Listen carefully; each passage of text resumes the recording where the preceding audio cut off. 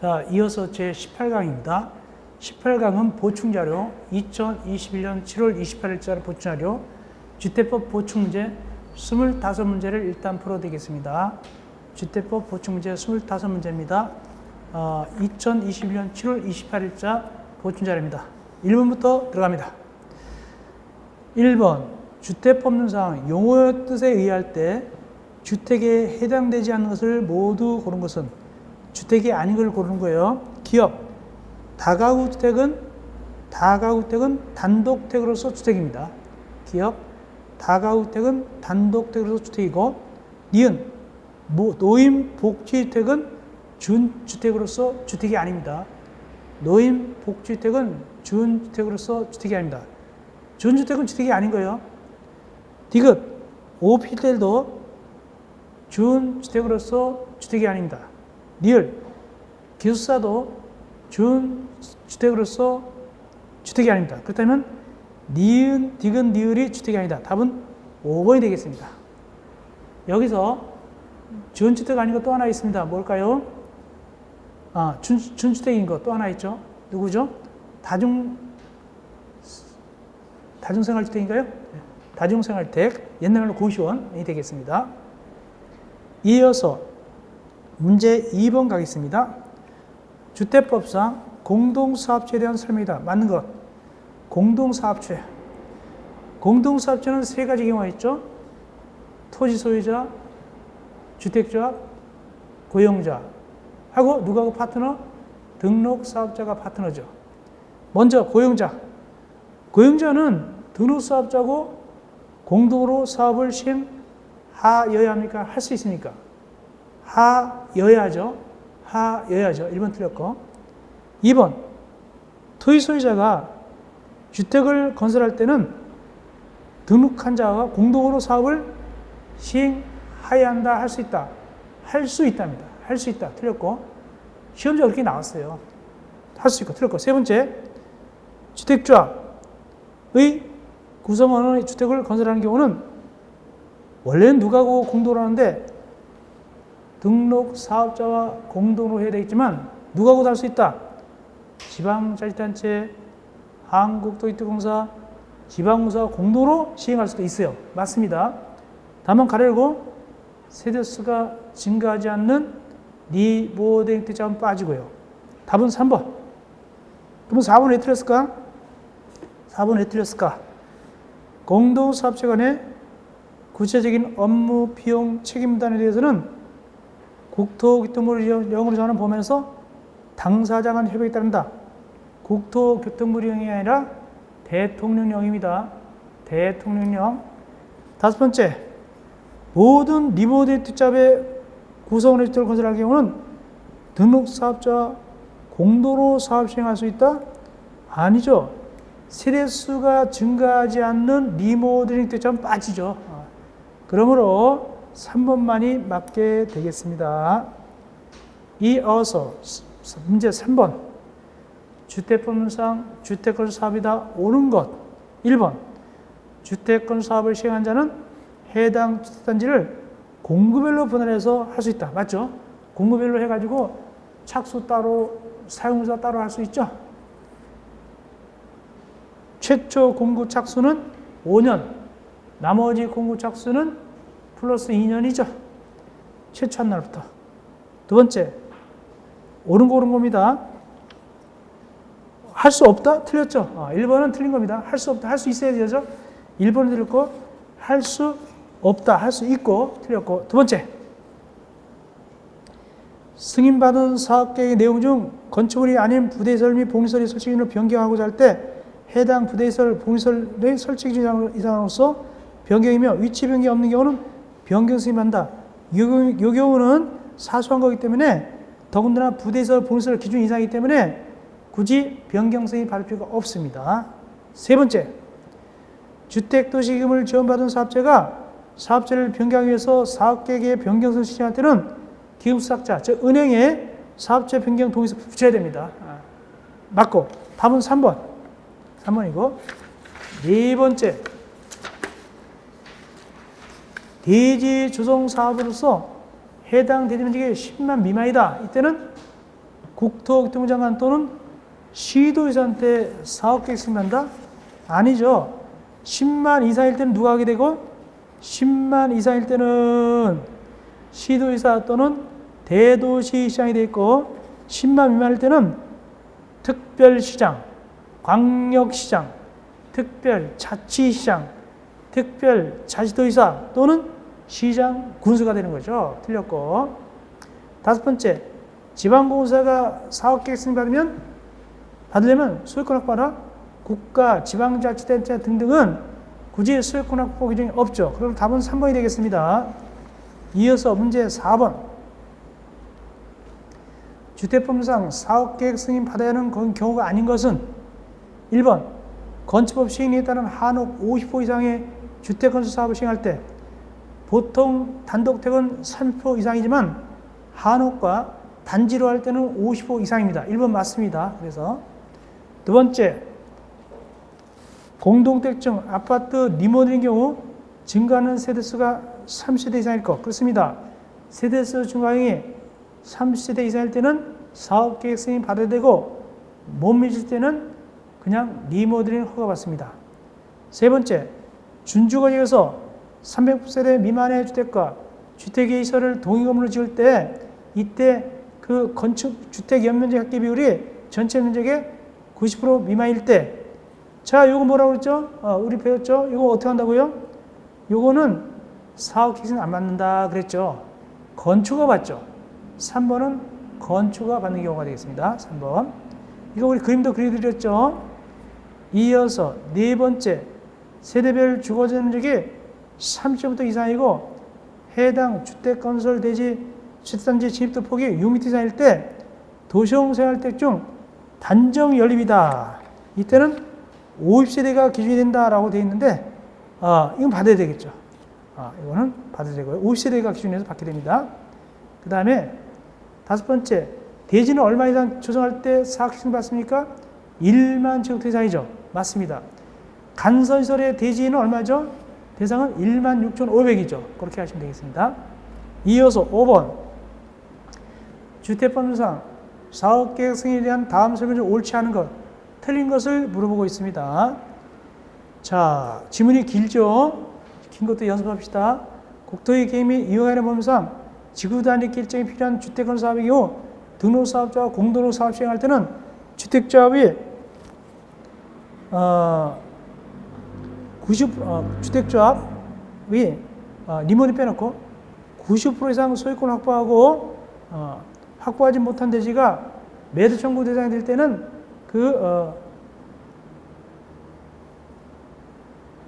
대지에 대한 소유권을 확보하지 않아도 된다. 자, 이게 무슨 소리냐면은 일단은 보통은 이 지구단위 계획은 얼마 이상 권을 확보하면 사업계획 승인을 받을 수가 있을까요? 80% 이상이죠? 80% 이상입니다. 근데 이 등록사업자하고 조합이 공동으로 할 때는 80% 이상 권한이 확보가 아니라 95% 이상 소유권 확보해야 돼요.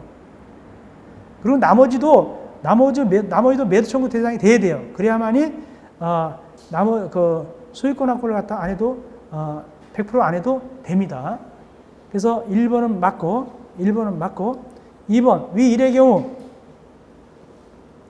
사업계획 승인된 사업자가 90% 이상 대지 사용권을 확보한 경우 확보하지 못한 대지 모든 소유자에게 시가에 따라 매도 청구할 수 있다. 맞죠? 권한을 95% 이상 확보하면은 묻지도 따지지 않고 시가로 매도 청구할 수 있습니다. 근데 95% 미만이고 80% 이상일 때는 그때는 10년 이상 된 친구는 못해요. 10년 이상 갖고 있는 친구는 할 수가 없어요. 90% 미만일 때는. 이상 때는 괜찮은데. 그때 10년 계산할 때는 상속도 포함한다고 그랬죠? 세 번째, 나오네요. 위 동그라미 이 외의 경우, 즉 95%가 안 됐다는 얘기죠. 안 될 때는 권한 확보를 하지 못한 대지의 소유자 중 지구단위 계획 결정 고시부터 10년 이전부터 해당 대지 소유권을 취득해서 계속 보유하고 있는 자를 제외한, 걔네들 못해요. 제외하고 소유자한테 매도 청구할 수 있어요. 90% 못 되면은, 95% 이상 못 되면은 그때는 10년 이전 된 친구는 제외돼야 돼요.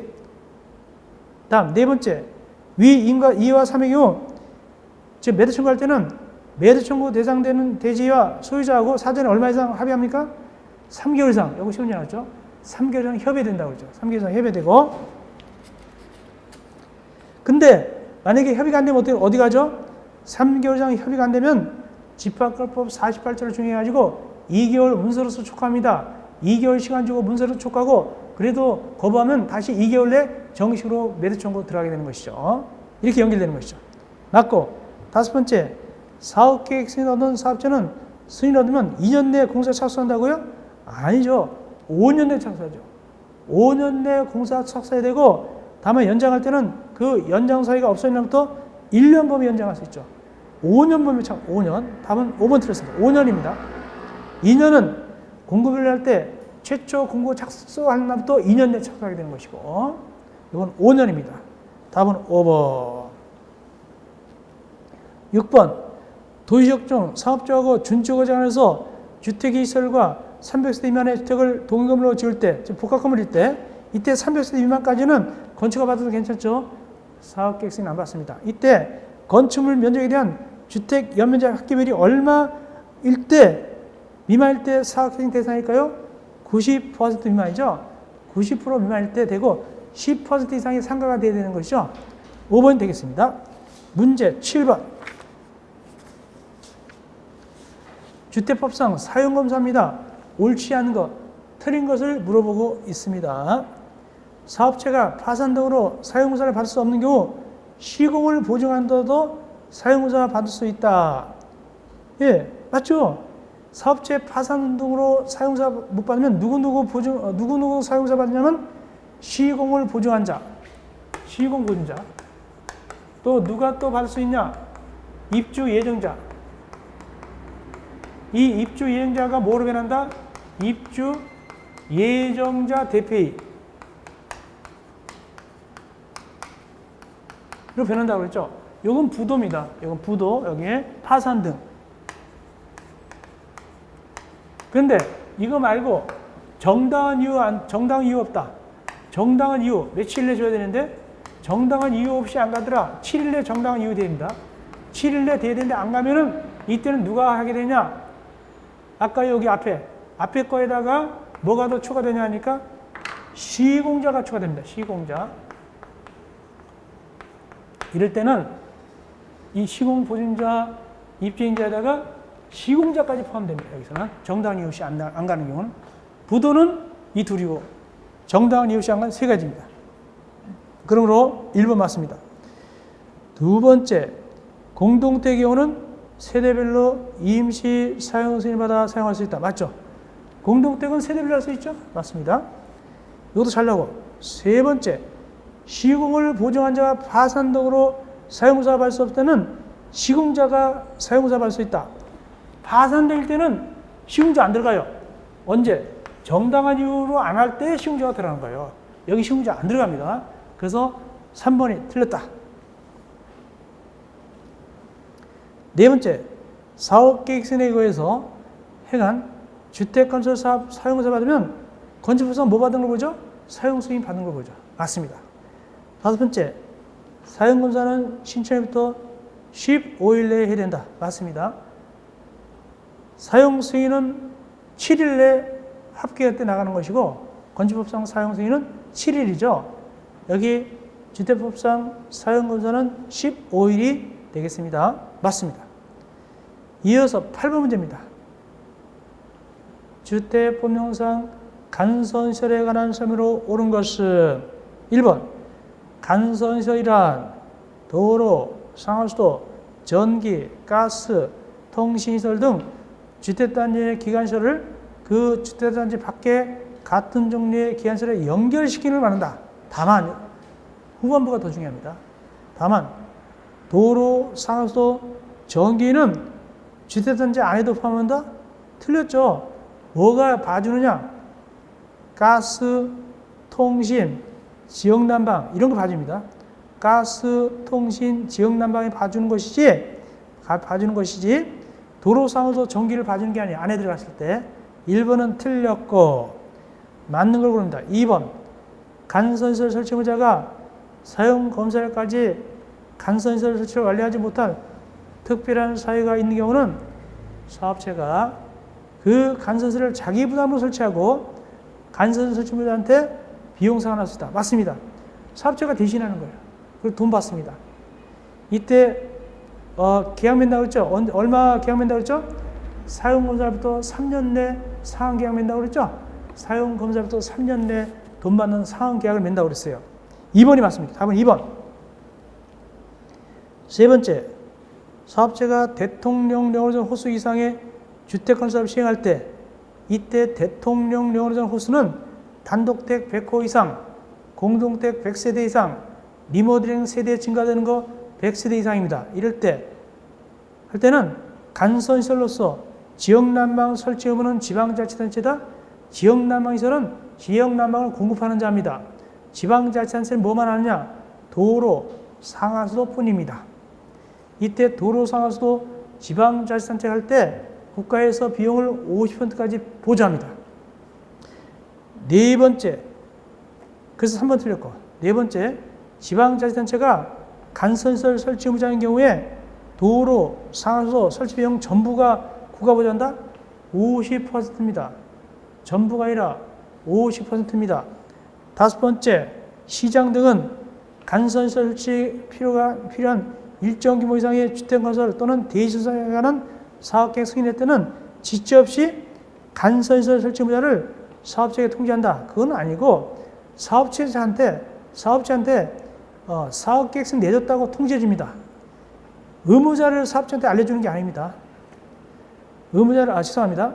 이 시장 등은 사업계획 내줄 때는 의무자한테 어디가 아파트 들어선다고 통지해 주게 되는 것이 사업체한테 통지하는 건 없습니다. 의무자한테 아파트 들어서니까 준비하시라고 통지해 주는 것이 의무자를 사업체한테 알려주는 건 필요가 없습니다. 의무자는 당연히 법적으로 규정되어 있는 거기 때문에 간선시설 설치 의무자한테 사업계획 승인 사실만 알려주면 됩니다. 사업체한테는 통지할 필요가 없습니다. 그래서 맞는 것은 2번이 되겠습니다. 문제 9번입니다. 주택건설 기준 등에 관한 규정상 영상정보 처리기기에 관한 설명으로 옳지 않은 것은 승강기. 이 영상정보 처리기기는 옛날에는 폐쇄 회로 텔레비전 CCTV로 했는데 지금은 영상정보 처리기기로 명칭 바꿨습니다. 1번 맞는 거, 승강기 어린이부터 각동 출입구마다 영상정보 처리기기 카메라를 설치된다. 이거 법적으로입니다. 근데 보통 이제 지하철장도 있죠. 두 번째, 영상정보 처리기기는 화소가 중요한데 120만 화소가 아니죠. 얼마죠? 130만 화소. 이거 굉장히 중요하죠. 2번 틀렸다. 세 번째, 원칙적으로 영상정보 처리기기 카메라 수와 녹화 장치의 모니터 수가 같아야 됩니다. 하나당 하나씩 이렇게 자세히 볼 수 있도록. 네 번째, 의무 관리 대상 공동택을 건설한 주택단지에 설치한다. 대상은 의무관리 대상입니다. 의무관리일 때 설치하는 거예요. 다섯 번째, 위 사의 경우 국토교통부를 정하는 규정에 따라서 보안 및 방법 목적을 설치해야 한다. 방법 목적으로 설치합니다. 그렇게 하시면 되겠습니다. 답은 2번이 틀렸습니다. 130번 하소. 이어서 문제 10번으로 가시겠습니다.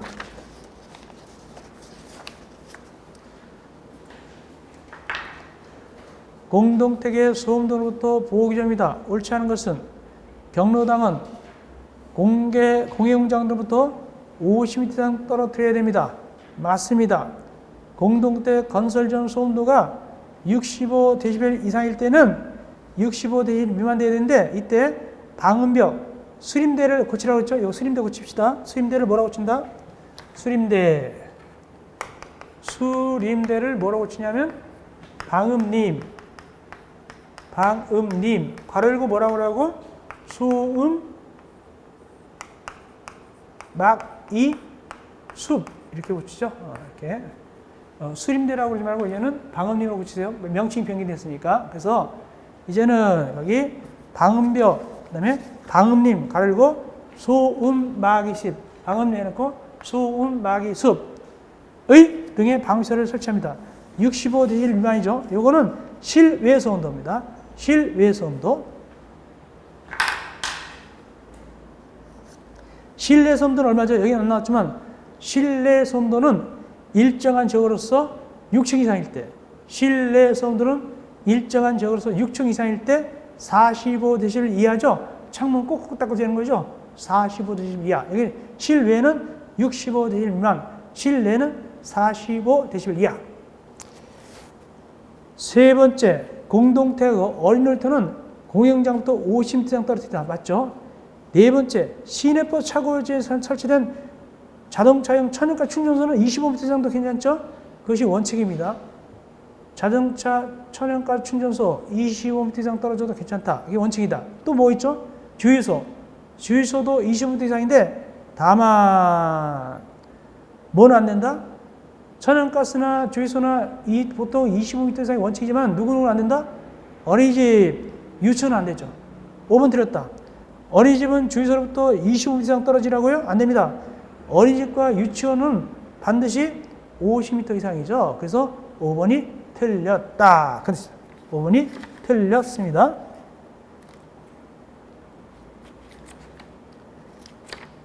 다음 12번입니다. 자, 오늘 배운 거 나오게 되겠네요. 12번. 주택법상 주택 공급에 관한 다음 설문 중 옳은 것은 맞는 것을 물어보고 있습니다. 공공택 사업자가 입자를 모집할 때는 국토교통부 령이 정하는 바에 따라서 시장 군수청의 승인을 얻어야 된다. 아까 안 한다고 그랬죠? 공공택 사업자는 승인받을 필요가 없습니다. 나머지 일반 시행자나 일반 사업자가 시장 군수청 승인받습니다. 1번 틀렸고 맞는 것을 고릅니다. 2번, 사업체가 부득이해서 사업계획 승인 또는 마감자재 목표와 다르게 설치할 때는 이때 당초 마감자재 질이 낮아지면 안 돼요. 같은 질 이하로 설치했을 때 안 됩니다. 같은 질 이상이죠. 질이 낮아지면 안 됩니다. 이해 안 됩니다. 이상입니다. 틀렸고. 세 번째, 사업자는 주택 공급 체계 시 입주인자에게 겸주택에 사용된 마감자재 모노표를 제공할 의무가 없다? 제공해야 되죠. 제공해야 되고. 네 번째, 시장 군수장은 제출받은 마감자재 모노표 영상물을 사용검사 있으면 몇 년간 보관하죠? 2년 이상 보관하죠. 2년 이상. 그리고 입자가 보여달라면 보여줘야 되죠. 답은 4번이 맞습니다. 4번이 맞고요. 답은 4번. 5번, 사업자가 부득이한 경우로 마감자재 모노표라고 다른 마감재였을 때는 입주인자 도입한다고? 아닙니다. 그냥 알려만 주면 돼요. 알려만 주면 되죠. 도입할 필요는 없어요. 그러므로 맞는 것은 4번이 되겠습니다. 이어서 13번. 주택법령상 공업시설 교량검지에 관한 내용으로 옳지 않은 것은 1. 누구든지 이 법에 의해서 건설 공업되는 혜택을 공급받거나 공급받게 하기 위해서 일정한 증서 또는 지를 양도양수하거나 이를 알선해서는 아니되며 누구든지 거시나 그 밖의 기타 부담금으로 이 법에 의해서 건설 공급되는 혜택을 공급받거나 공급받게 해서는 안 된다. 맞죠? 맞고 2번 위 일의 경우 매매 증여 기타 권리 변동에는 안 된다. 다만 상속 재당은 괜찮다. 맞습니다. 다 맞네. 지금 틀린 거 오는가 보다. 틀린 거 봅시다. 세 번째, 국토교통부 장관 또는 사업자는 위반자에게 그 주택공급 신청할 수위를 무효로 하거나 이미 체결된 경우는 어떻게 한다고요? 전에는 취소할 수 있다 했는데 지금 취소해야 됩니다. 맞습니다. 취소하여야 한다. 이거 주의하세요. 전에는 취소할 수 있다 했는데 지금 취소하여야 합니다. 맞고. 네 번째, 위 일의 경우 증서에는 입자질 순서, 주택상환사채, 국민투자채권, 건물 철거 예정지문서, 건물 철거 확인서 등이 이건 걸린단 말이에요. 이걸 넘기면 안 된다는 뜻이죠. 명의 넘기면 안 됩니다. 근데 여기 잘못되어 있다. 뭐냐? 국민주택채권은 안 들어간다. 거기에 4번. 국민주택채권은 안 들어갑니다. 그러므로 4번이 틀렸습니다.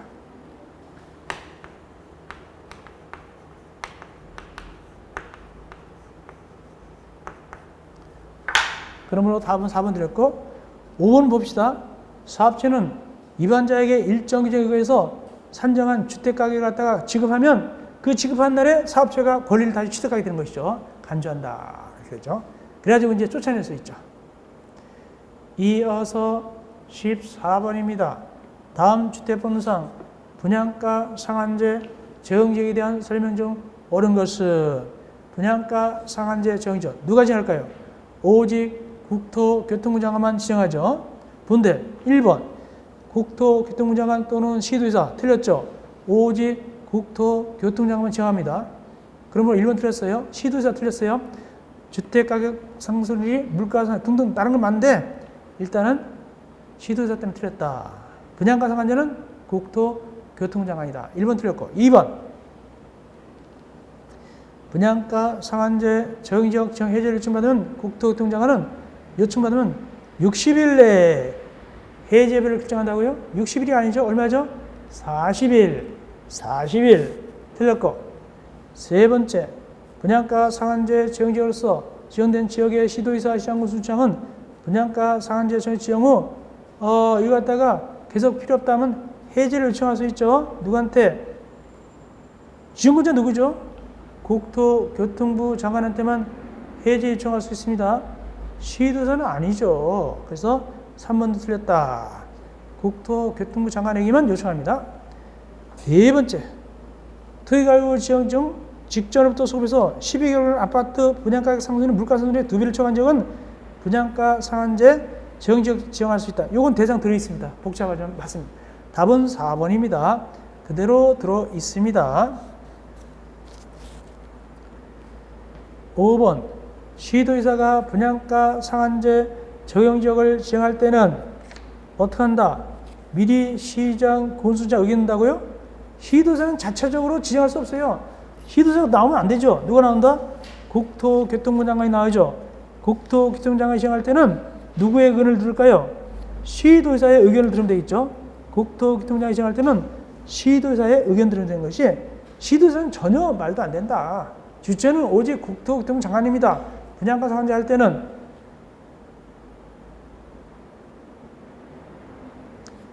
이어서 15번 문제입니다.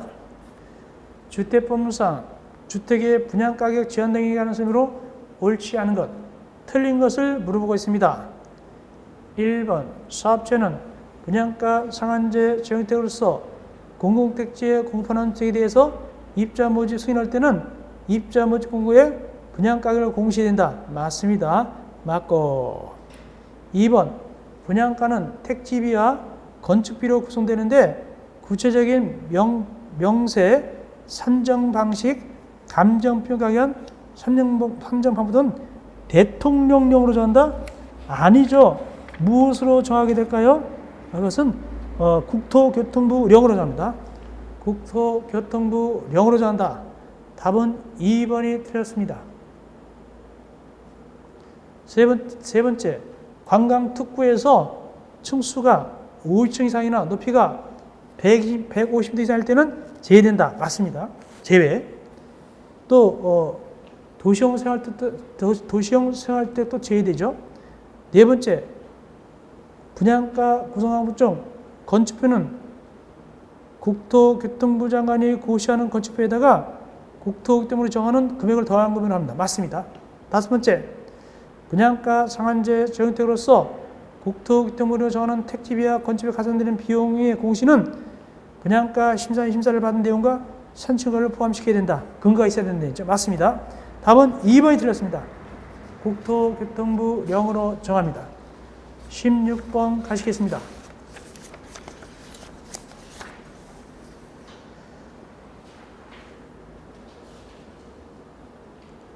주택법령상 분양가 심사위원회 관한 설명으로 옳지 않은 것은 1번 시장 군수구청장은 입자 모집 승인함에 있어 분양가 심사위원회 결과에 따라서 승인 여부를 결정한다. 맞습니다. 1번 맞습니다. 2번 주택관리사 자격 취득한 후 소장으로서 5년 이상 근무한 자는 분양가 심사위원 위원 될 수 있습니다.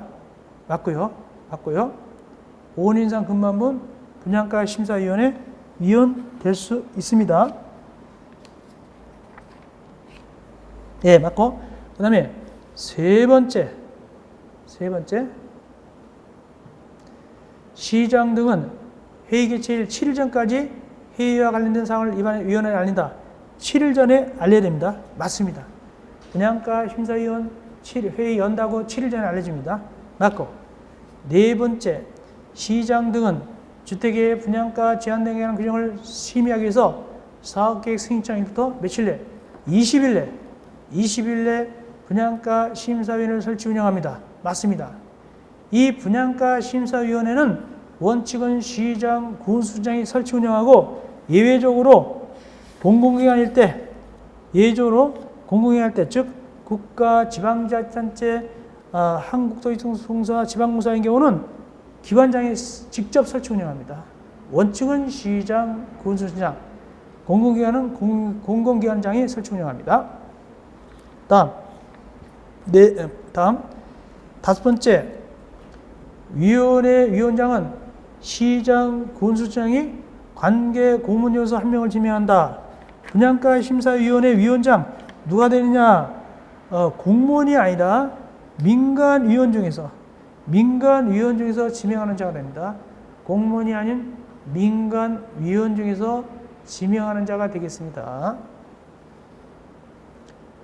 17번 다음 중 주택법률상 투기관리구 지정해제에 관한 설명으로 옳지 않은 것은? 투기관리구는 말이죠. 국토교통부 장관 또는 시도지사입니다. 투기관리구는 국토교통부 장관 또는 시도지사고 조정대상 지역은 국토교통부 장관만이고 분양가 상한제도 위원회도 오직 국토교통부 장관입니다. 투기관리구만 시도지사 들어갑니다. 1번 옳지 않은 것. 국토교통부 장관은 1년마다 주거정책 시민을 소집해가지고 투기관리구 지정된 걸 갖다가 여러 가지 고려해서 지정 여부를 검토한다. 재검토한다.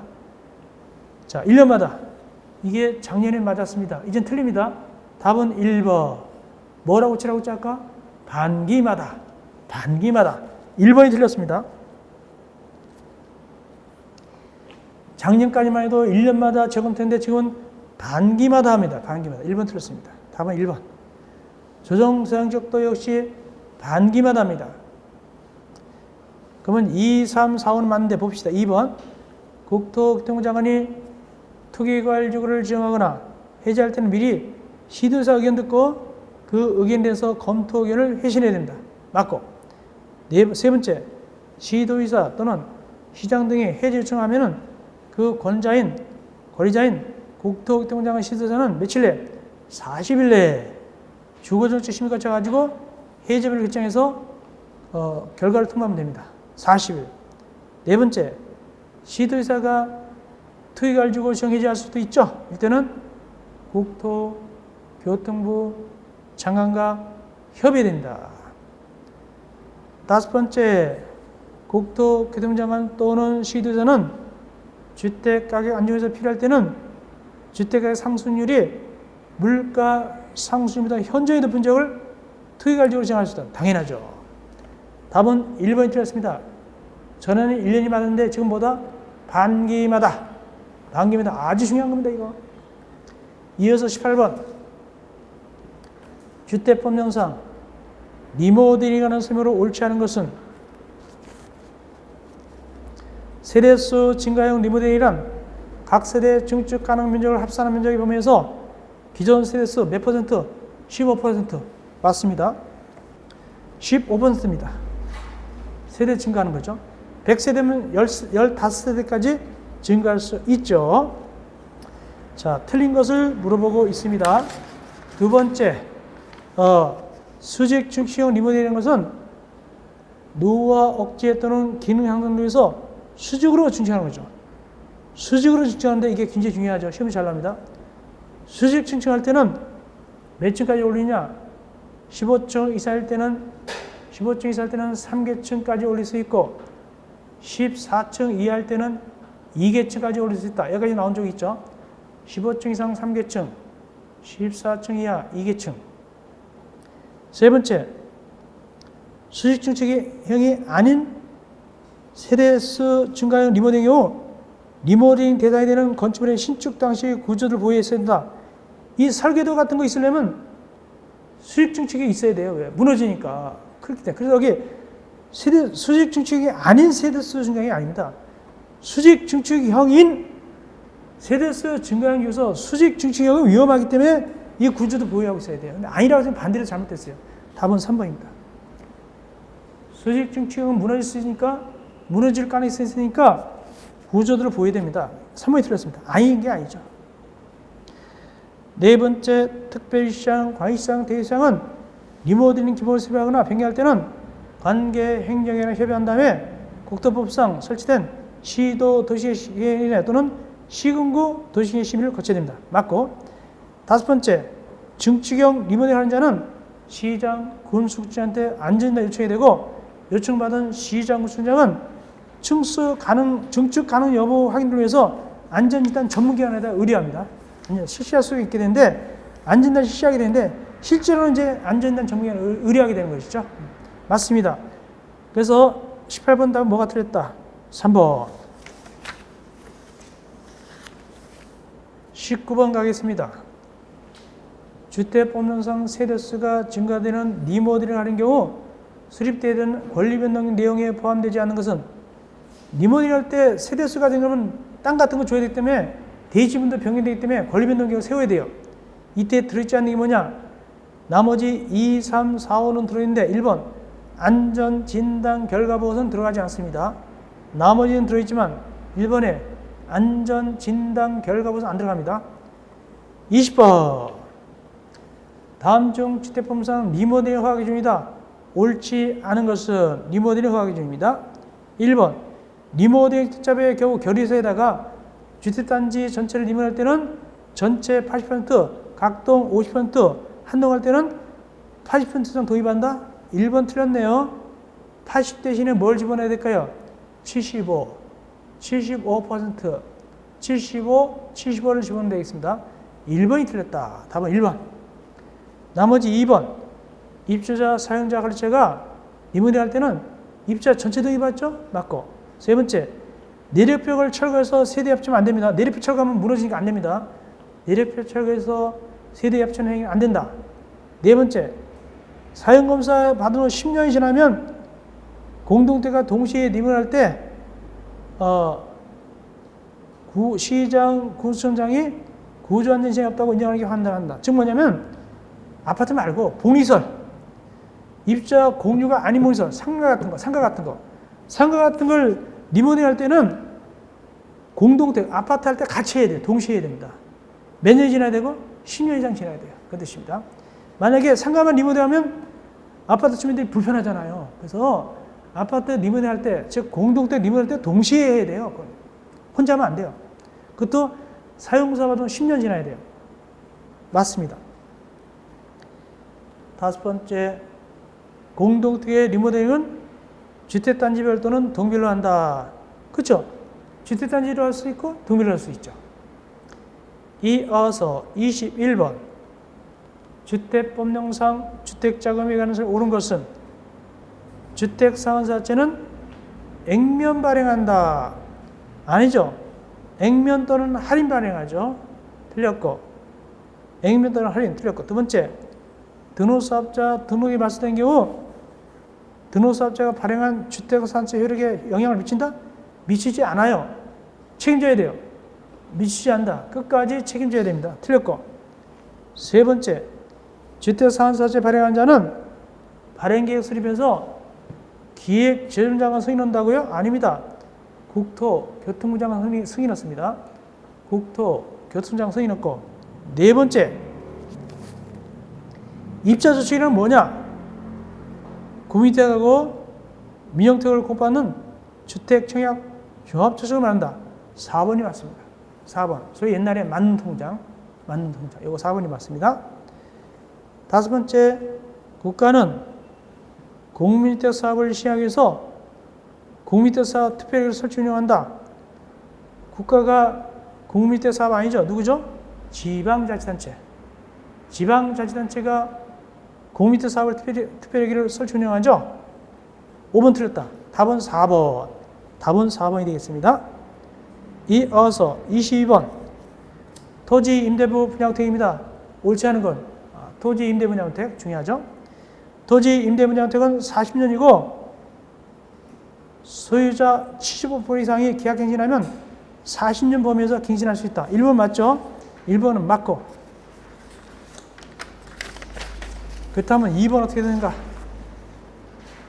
재건축한 주택은 준공일부터 임대차 기간 동안 토지 소유자하고 재건축한 주택의 조합원 사이에 토지의 임대차 기간에 관한 계약이 성립되는 것보다 재건축했다 하더라도 기존의 임대차 기간 동안 계속적으로 토지 임대차가 됐기 때문에 재건축과 또다시 계약 맺을 필요가 없는 거예요. 맞아요.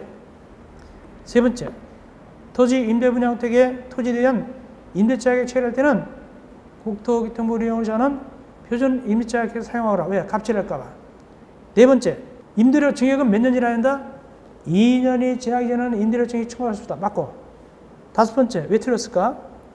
토지 임대부 분양택을 공부자가 토지 소유자하고 임대차 계약을 체결한 경우 해당 택의 구분서건을 목적으로 그 토지 위에 따른 그 임대차 기간 동안 뭐가 설정되고 본다?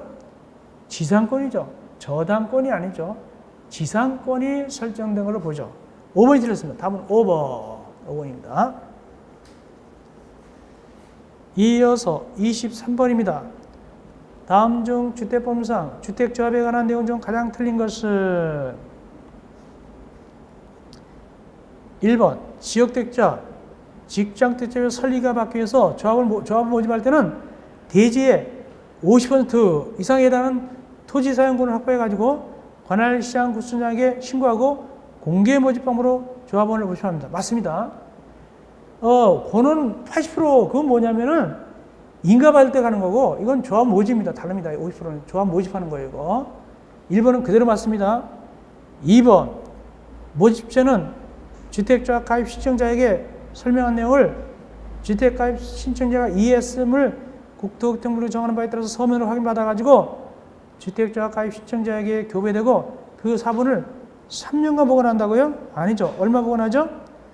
5년간 보관이 되겠습니다. 5년간 보관이 되겠습니다. 그래서 2번이 틀렸습니다. 5년간 보관. 2번이 틀렸다. 그래서 확인 설명한 거 있죠? 그 5년간 보관입니다.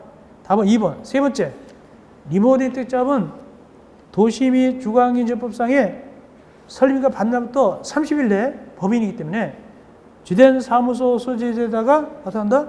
등기할 때 설립한다. 맞습니다. 등기할 때 설립하게 되겠습니다. 그 다음에 네 번째, 주택조합의 임원 또는 발기인은 계약금 내 징수 보관 예치 집행 등 모든 거래에 관해서 장부를 월별로 작성해가지고 그 증빙서류와 함께 언제까지 보관하느냐? 해산 인가 반납까지입니다. 5년이 아닙니다. 해산 인가 반납까지 보관해야 됩니다. 5년이 아니라. 그래서 이 문제를 통해서 확실히 알아놓으세요. 구분을. 이 문제는 좀 23문제는 좀 깐깐한 문제입니다. 깐깐한 문제고 좀 그렇죠. 5번.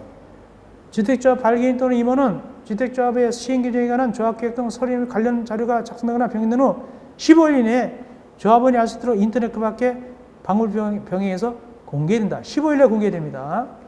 그렇다면 틀린 건 2번이 되겠습니다. 5년간 보관합니다. 설명한 거 확인받아가지고 5년간 보관한다. 주관식 문제, 아래 문제입니다. 이게 작년에 시험 보러 갈 때 이거 했었습니다. 근데 이것이 그대로 객관식으로 나왔죠? 그대로 객관식 나왔습니다. 요 문제가 그대로 객관식 나왔잖아요. 작년에 이거 풀고 갔거든요. 이거 주관식 문제 풀고 갔거든요. 다음은 지역택자, 지장택자의 토지사용권 확보다. 과란에 알면서 쓰시오. 권원 확보 80%. 조합설 인가할 때. 소유권 확보 15%. 앞에 80, 뒤에 15.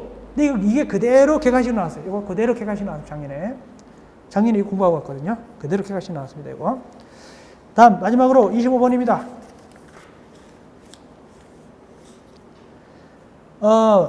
이거 중에서 2번이 주관식 나왔죠. 2번 나왔습니다. 이거 2번이 주관식 나왔죠. 이 내용 중에서 2번에 작년에 이거 풀고 왔는데 조합 해산 등이다. 1번에 해산 여부 결정입니다.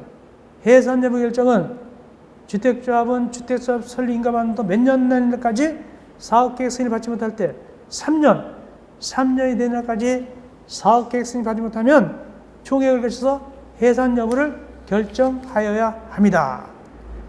두 번째, 주택조합 발기에는 조합 모집 소집과 수립 날부터 2년이 되는 날까지 주택조합 설립인가 받지 못하면 대통령령을 정한 바에 따라서 주택조합 가입 신청자 전원 구성들은 총회를 거쳐가지고 주택조합 사업 종결 여부를 결정한다. 종결 여부를 결정한다. 종결 여부는 2년 전. 이번이 작년에 주관식 나왔습니다. 요거. 제가 주관식 문제 이거 두 문제 했는데 둘 다 그래도 관련돼서 나왔어요. 나오긴 다행히 찍은 데서 나왔습니다. 세 번째, 이렇게 총회 열려면 며칠 전에 알려줘야 되느냐? 7일 전까지. 7일 전까지 목적 등을 갖다가 가입 신청자에다 통지해야 됩니다. 7일 전까지. 그래서 앞에는 3, 뒤에는 2, 마지막 7 이렇게 세 가지 괄호를 갖다가 한번 시험 삼아 문제 낸 거, 질문 낸 거거든요. 이거 또 나올 수 있어요. 이거 조합 해산, 종결 이거 굉장히 중요한 겁니다.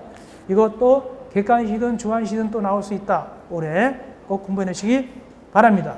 자, 이렇게 해서 우리가 어떤 것을 주택법을 다 끝냈습니다. 주택법을 다 끝냈다. 자, 주택법 다시 정리하면 몇 문제 나오느냐?